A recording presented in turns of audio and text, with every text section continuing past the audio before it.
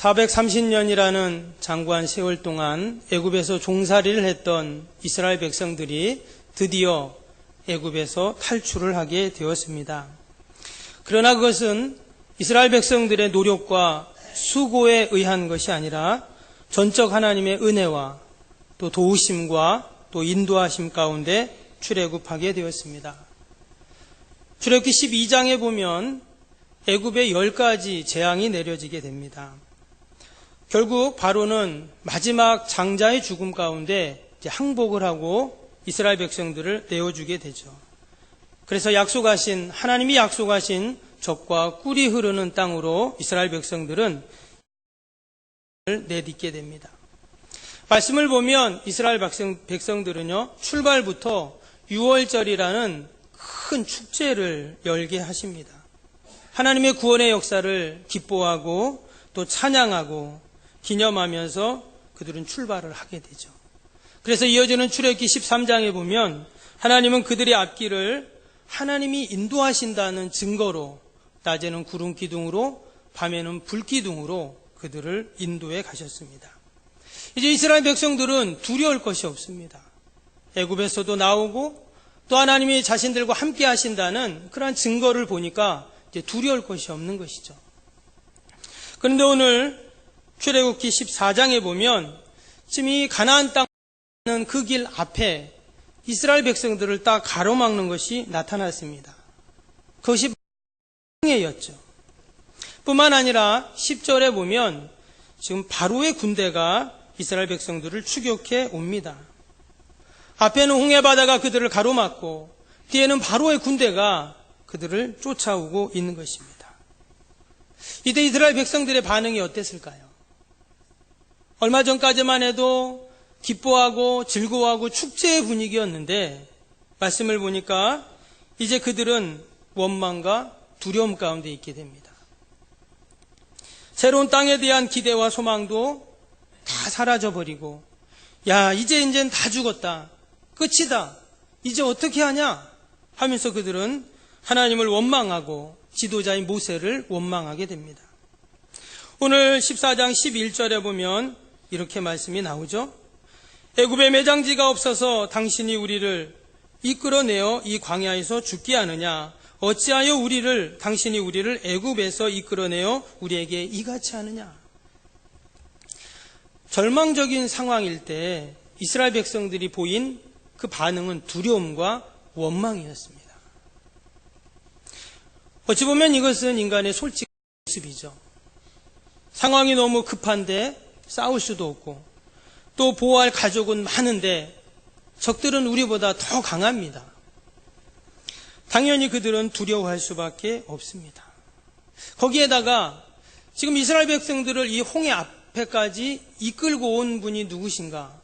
모세가 이끌고 왔지만 결국 하나님이 그들을 여기까지 인도해 온 것이죠. 그런데 하나님만 믿고 여기까지 왔는데 지금 그들은 사지로 몰린 것입니다. 그래서 백성들이 이제 의심하기 시작하는 것이죠. 정말 하나님이 우리를 인도하고 계신가? 정말 하나님이 있기는 한 것인가? 혹이나 우리가 다 속은 것은 아닌가? 이러한 생각을 하게 되었습니다. 여러분, 두려움이 크면 클수록, 문제가 크면 클수록 판단이 흐려지고 절제가 되지 않는 것입니다. 지난날 하나님이 베푸셨던 은혜도 도우심도 또 그 모든 능력도 이제 다 잊어버리고 그 문제 앞에 그들은 낙심하게 된 것입니다. 우리가 잘 아는 불의 선지자라고 하는 이사야 선지자도 자신을 죽이려고 이세벨이 쫓아오니까 어떻게 합니까? 하나님 나를 죽여주십시오. 이렇게 고백을 했습니다. 지금 이스라엘 백성들도 그런 모습이죠. 완전히 패닉 상태가 된 것입니다. 아무것도 생각이 안 나고 이제는 다 끝이다라고 생각하며 두려워하고 있습니다. 얼마 전까지만 해도 어마어마한 애굽의 그 재앙들을 다 보고 경험했지만 지금은 다 소용이 없어졌어요. 그들은 지금 영적인 위기 또 육적인 위기, 총체적인 위기를 그들은 지금 경험하고 있습니다. 때문에 그들이 지금 이처럼 불평하고 낙심하고 두려워하는 것은 어찌 보면 당연한 것이죠. 근데 하나님은 항상 이럴 때 말씀을 하십니다. 뭐라고 말씀하시는가? 오늘 13절을 봅니다. 하나님이 이렇게 말씀합니다. 너희는 두려워하지 말고 가만히 서서 여호와께서 오늘 너희를 위하여 행하시는 구원을 보라.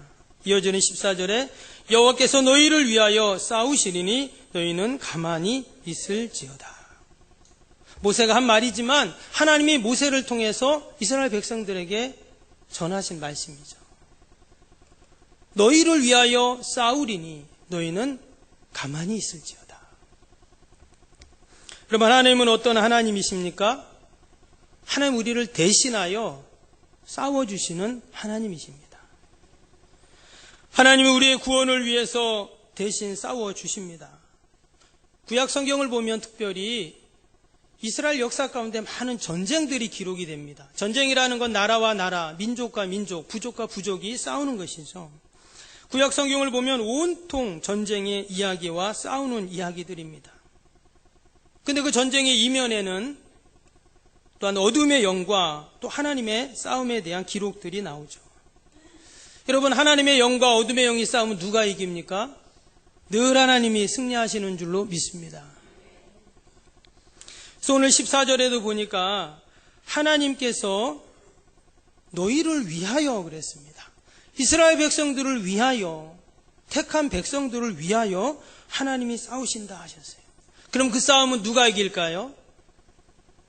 오직 하나님이 승리하실 줄로 믿습니다. 하나님이 함께 하심을 지금 확신하지 못하는 이스라엘 백성들, 그들은 지금 두려움 가운데 다 빠져 있습니다. 하나님의 역사를 믿지 못하고 하나님이 자신들과 함께 한다는 것을 믿지 못하고 있어요. 그럼에도 불구하고 하나님은 여전히 그들을 싸워주십니다. 그들이 믿음이 많아서, 믿음이 커서 하나님 앞에 엄청난 헌신과 또 무엇을 했기에 하나님이 그들을 위해 싸워준 게 아니라 여전히 그들은 원망하고 있고 불평하고 있고 낙심하고 하나님을 의심하고 있지만 하나님은 이스라엘 백성들 위해 싸워주신다는 것입니다. 마치 말씀을 보면 하나님은 그들을 타이르듯 그들을 인도해 가고 계세요. 가만히 있어봐라. 내가 너희를 위해서 싸워줄게. 두려워하지 말고 가만히 있어봐. 그리고 어떤 일이 일어난지 한번 봐라. 마치 아빠가 아이를 타이르듯 하나님이 이스라엘 백성들을 그렇게 타이르면서 인도해 가십니다.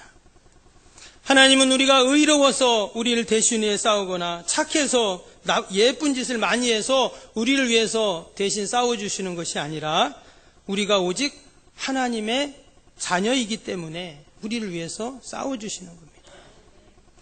여러분, 우리의 자식이 문제가 생기면 누가 나섭니까? 부모가 나서죠. 여러분, 우리가 위기를 만나면 누가 나섭니까? 하나님이 나서는 것입니다. 우리가 어려운 일을 만나면 누가 나섭니까? 하나님이 나서는 거예요. 또 우리에게 문제가 생기면, 우리가 위기를 처하게 되면 하나님이 나서서 하나님의 자녀들을 보호해 주시고 싸워 주십니다. 하나님은 언제나 하나님의 자녀들을 구원하시기 위해 대신 싸우시는 하나님이신 줄로 믿습니다. 사랑하는 자녀가 어려움을 당했는데 그것을 그냥 보고만 있는 부모는 세상에 없습니다. 내 자녀가 지금 당하고 있다면 부모는 참지 못하는 것입니다. 그래서 그 자녀를 위해 부모는 대신 싸워줍니다. 그러므로 우리가 지금 어떤 상황에 처해 있든지, 어떤 어려움 가운데 있든지, 위기 가운데 있든지 상관이 없습니다. 하나님께서는 우리를 위해 싸워주시고 우리에게 놀라운 구원의 은혜들을 베풀어 주실 줄로 믿습니다. 모압과 암몬과 많은 연합군들이 이스라엘을 쳐들어옵니다. 당시 남왕국 왕은 여호사밧 왕이었습니다. 이제 예루살렘은 완전히 포위되었습니다. 이제 내일이면 예루살렘은 멸망하게 됩니다. 그때 여호사밧은 그 문제를 가지고 성전으로 달려갔습니다.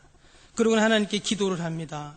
역대하 20장 15절에 보면 야하시엘이 이르되 온 유다와 예루살렘 주민과 여호사밧 왕이여 들을지어다. 여호와께서 이같이 말씀하시기를 너는 이 큰 무리로 말미암아 두려워하거나 놀라지 말라. 이 전쟁은 너희에게 속한 것이 아니요 하나님께 속한 것이니라. 이어지는 17절에도 이 전쟁에는 너희가 싸울 것이 없나니 대열을 이루고 서서 너희와 함께한 여호와가 구원하는 것을 보라. 유다와 예루살렘아 너희는 두려워하지 말며 놀라지 말고 내일 그들을 맞서 나가라. 여호와가 너희와 함께하리라 하셨느니라. 아멘. 하나님이 당시 야하시엘이라는 선지자를 통해서 여호사밧과 이스라엘 백성들에게 하신 말씀입니다. 하나님은 뭐라고 하십니까?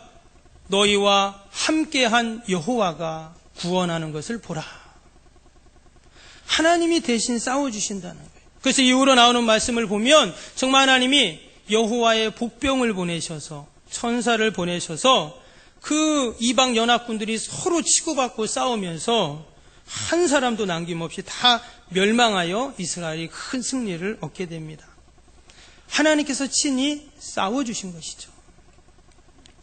예전에 한번 그 여름 휴가 때 아이들하고 이제 캠핑을 한 적이 있습니다. 이렇게 텐트를 친 적이 있는데 야외에 무심코 이렇게 보니까 그 땅에 개미들이 많더라고요.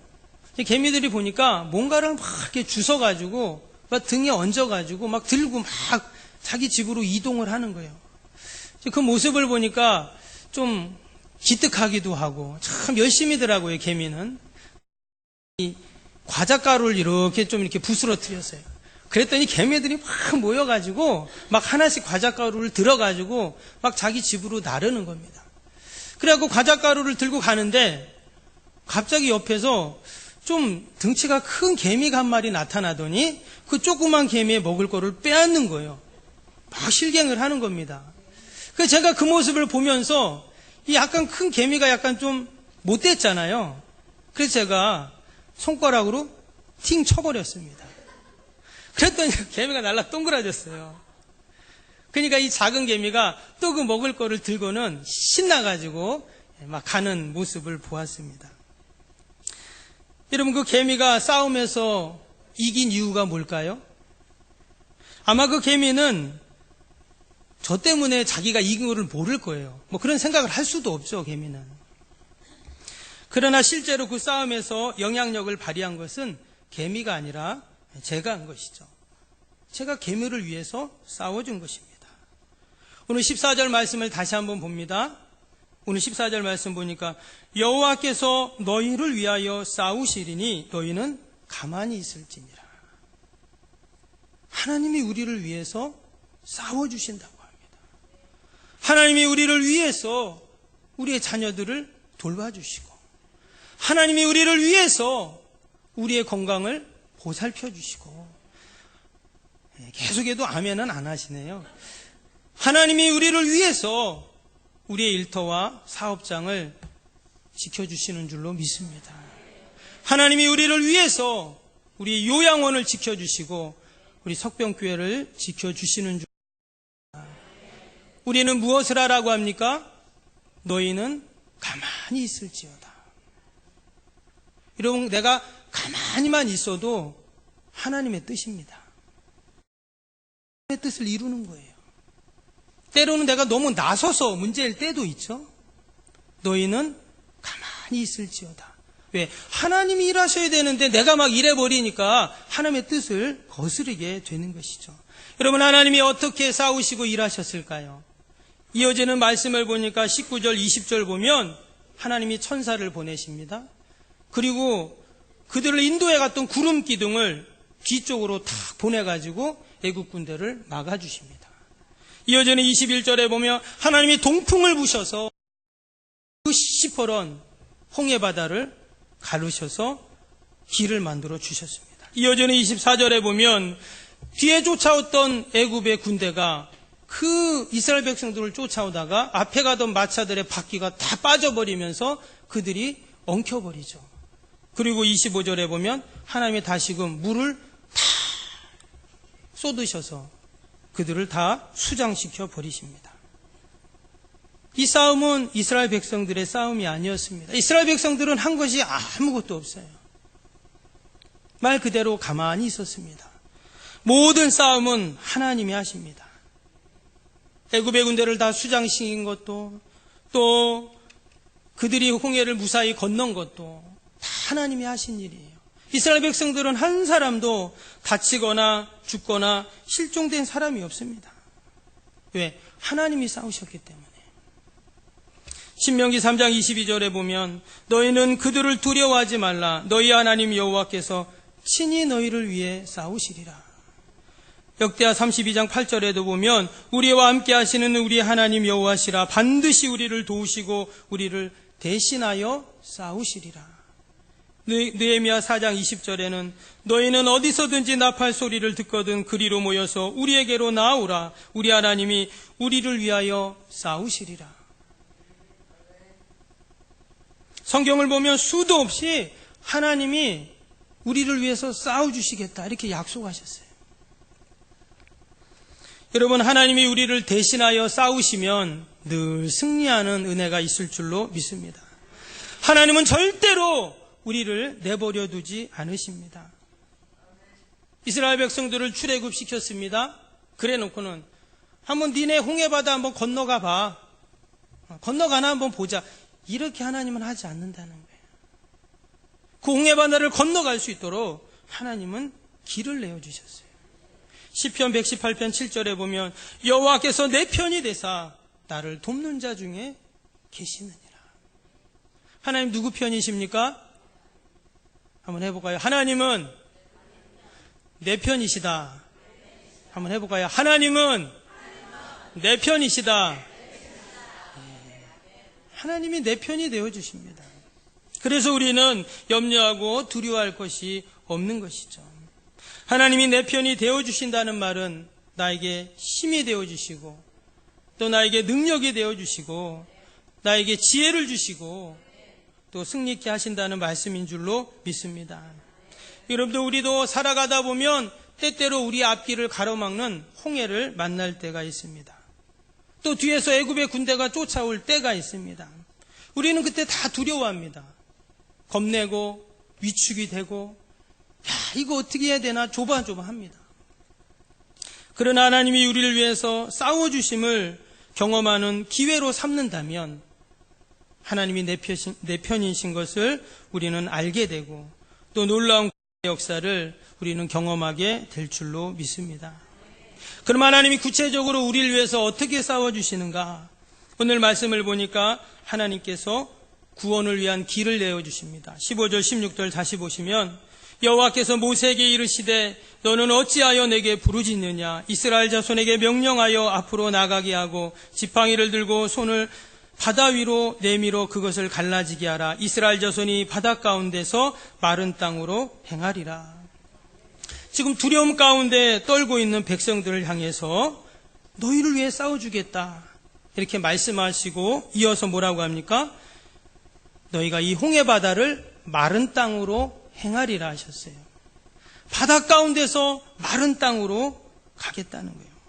즉 하나님께서 그들에게 길을 준비해 놓아주신 것입니다. 여러분, 이것은 누구도 알지 못한 일이었어요. 누구도 이것은 상상할 수 없는 일이었습니다. 이것은 아무도 볼 수 없는 길이었고 또 가보지 않은 그런 길이었습니다. 믿음이 있었던 모세도 몰랐어요. 어떻게 바다 한가운데 길이 날 수가 있습니까? 홍해를 건너려면 뗏목을 만들어서 타고 가든지 아니면 헤엄쳐서 가든지 그것도 아니면 뒤에 쫓아오는 그 바로의 군대와 싸우는 것이 최선의 방법이다라고 생각하지 바다에 길이 날 거라고는 아무도 상상하지 못하는 것입니다. 그런데 하나님의 지혜와 하나님의 능력은 늘 우리의 지혜와 능력을 뛰어넘습니다. 그 바다에 구원의 길을 준비해 놓으신 것입니다. 그래서 우리 하나님의 백성들, 가만히 하나님의 일을 행하시는 것들을 보는 믿음의 성도들은 두려워할 이유가 없습니다. 좌절하고 낙심하고 절망할 이유가 없다는 거예요. 그 바다에도 길을 내시는 그 하나님께서 우리 앞에 가로막는 모든 홍해 바다에 길을 내시는 하나님이신 줄로 믿습니다. 고린도후서 4장 8절 9절에 보면 우리가 사방으로 우겨쌈을 당하여도 쌓이지 아니하며 답답한 일을 당하여도 낙심하지 아니하며 박해를 받아도 버림받지 아니하며 거꾸로 트림을 당하여도 망하지 아니하고 어떻게 이런 고백을 할 수 있습니까? 하나님께서 나를 대신하여 싸워주신다는 믿음이 있으면, 홍해바다에도 하나님이 길을 내신다는 믿음이 있으면 우리에게도 이러한 고백이 나올 줄로 믿습니다. 그런데 이 길의 특징이 있어요. 말씀드린 것처럼 여러분, 이 길은 보이지가 않습니다. 처음에는 보이지가 않아요. 밑에 21절에 보면 이렇게 나옵니다. 모세가 바다 위에 손을 내밀매. 그러니까 아직까지 바다예요. 근데 모세가 바다 위에 탁 손을 내밉니다. 기도하는 거죠. 그랬더니 여호와께서 큰 동풍이 밤새도록 바닷물을 물러가게 하시니 물이 갈라져 바다가 마른 땅이 된지라. 여기서 말하는 동풍이라는 건요, 동쪽에서부터 불어오는 바람을 말하는 거예요. 지금 이스라엘 백성들은 어디에 있냐면 서쪽에 있습니다. 홍해바다가 있으면 서쪽에 있어요. 근데 지금 바람은 동쪽에서부터 지금 불어오고 있는 것입니다. 그러니까 저 홍해바다 건너편에서 바람이 지금 불어오고 있는 거예요. 밤새도록. 그러니까 이스라엘 백성들은 그것을 아직 모르는 것이죠. 근데 그 바람이 계속 불어오면서 어떻게 해요? 홍해바다 밑에 길을 드러나게 하는 것입니다. 그러니까 하나님께서는 이미 길을 준비해 놓으신 거예요. 그냥 바다로 싹 덮어놨을 뿐입니다. 이미 길은 준비되어 있어요. 그리고 하나님이 가장 정확한 타이밍에 길을 딱 보여주시는 거죠. 지금 이스라엘 백성들에게 이스라엘 쪽에서 시작된 게 아니라 저 반대쪽에서부터 지금 시작됐다고, 건너편에서 시작됐다고 그렇게 말씀을 하고 있습니다. 그래서 이스라엘 백성들에겐 지금 보이지 않아요. 여전히 홍해바다가 앞에 있고 뒤에는 애굽의 군대가 쫓아오고 있는 중입니다. 그래서 사람들이 염려하고 걱정하고 원망하고 불평하고 있는 것이죠. 그러나 여전히 하나님은 그 바다 밑에 길을 준비하고 계셨는 줄로 믿습니다. 우리는 하나님이 일하시는 것이 보이지 않으면 우리는 다 어찌할 줄 몰라 합니다. 다 힘들어 합니다. 근데 하나님이 정말 일하고 계시다는 것을 보면 그때는 다 두려움이 사라져요. 염려가 사라지죠. 하늘의 평안으로 충만해집니다. 때로는 우리의 눈에 보이지 않아도 실망할 수밖에 없고 낙심할 수밖에 없는 상황일지라도 이미 하나님께서는 택한 백성들을 구원하시기 위해 그 홍해에도 길을 내시는 하나님이심을 믿으시기를 바랍니다. 눈에 안 보인다고 하나님은 그냥 구경만 하고 계신 분이 아니십니다. 나도 모르는 곳에서, 예측할 수도 없고 상상할 수도 없는 곳에서 하나님의 구원의 역사는 이미 준비되고 진행되고 있습니다. 하나님은 나의 감정과 나의 허물과 나의 실수와 상관없이 하나님의 구원의 역사들은 진행이 됩니다. 여전히 나의 보이는 것과 환경에 묻혀 원망하고 우리는 불평할 수밖에 없지만 어느 순간도 하나님은 내가 하나님의 자녀라는 이유 하나만으로 우리의 길을 예배해 두시는 것입니다. 나를 위해 싸워주시고 내 편이 되어주셔서 놀라운 구원의 은혜를 이루어 주시는 줄로 믿습니다. 여러분, 우리는 오늘도 그 하나님의 놀라운 구원의 은혜 가운데 살고 있습니다. 절대로 하나님은 우리를 그냥 내버려 두지 않으시고 이미 길을 준비하고 계시고 지금도 동풍을 불고 계시고, 여러분 계속 지금 바람 불죠, 바다에? 예, 어제서부터 지금 계속 불고 있습니다. 그 바람이 부는 것을 보면서 왜 이렇게 바람이 불지가 아니라 하나님께서 홍해에 길을 내시기 위해 바람을 부신다 믿으시기를 바랍니다. 또 우리가 하나님의 영적인 구원의 은혜들을 경험할 수 있다면 우리 날마다 감사하며 살 수 있겠죠. 이제 구원받은 이스라엘 백성들에게 해야 할 일이 무엇일까요? 오늘 13절을 다시 봅니다. 너희는 두려워하지 말고 가만히 서서 여호와께서 오늘 너희를 위하여 행하시는 구원을 보라. 하나님은 지금 여호와의 구원을 보라고 말씀하셨습니다. 백성들이 이전에 무엇을 보았습니까? 그들은 애굽의 군대를 보았습니다. 10절에 보시면 바로가 가까이 올 때 이스라엘 자손이 눈을 들어 본즉 애굽 사람들이 자기 뒤에 이른지라. 그들은 지금 애굽의 군대를 보았어요. 그랬더니 염려하고 걱정하고 두려움에 빠진 것입니다. 그래서 하나님은 하나님의 구원을 봐라, 하나님을 봐라 말씀하는 거예요. 하나님은 애굽의 군대가 아니라 또 홍해가 아니라 자기의 부족함이 아니라 우리를 위하여 대신 싸우시는 하나님의 구원을 보라 말씀하십니다. 여러분, 혹시 어떤 문제 가운데 계신 분이 계시다면 여러분, 그 문제만 계속 보고 있으면 해답이 없습니다. 여러분, 지금 아무리 홍해를 바라보고 있어도 건너갈 수 없어요. 아무리 애굽의 군대를 바라봐도 그들을 이길 수는 없습니다.